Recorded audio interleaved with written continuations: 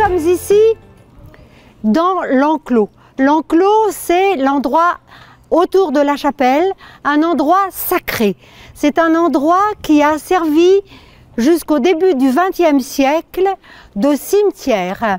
Il était le cimetière des noyés, là-bas dans le coin, à l'angle droit, là, c'était tous les noyés qui venaient à la côte et on trouvait dans leur poche un petit chapelet et ça voulait dire qu'ils voulaient être enterrés en terre consacrée.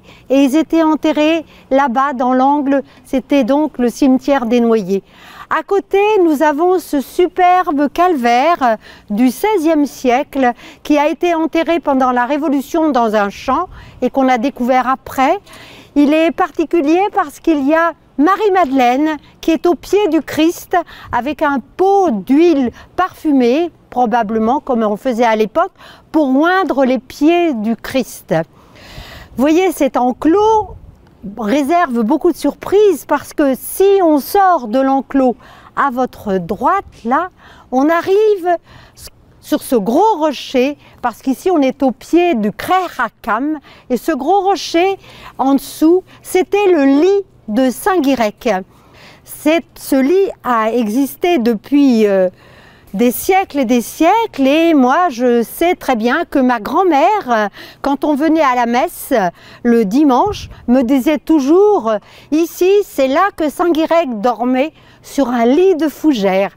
Voilà, et ce lit a la particularité, le pouvoir miraculeux par Saint-Guirec de faire marcher les enfants qui avaient du retard.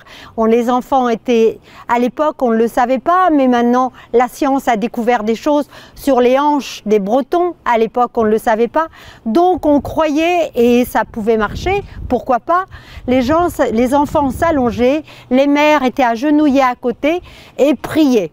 Et l'enfant après marchait mieux dans les jours qui venaient. Enfin, vous savez, comme on dit, il faut y croire. On va bien à Lourdes, pourquoi pas à Saint-Guirec.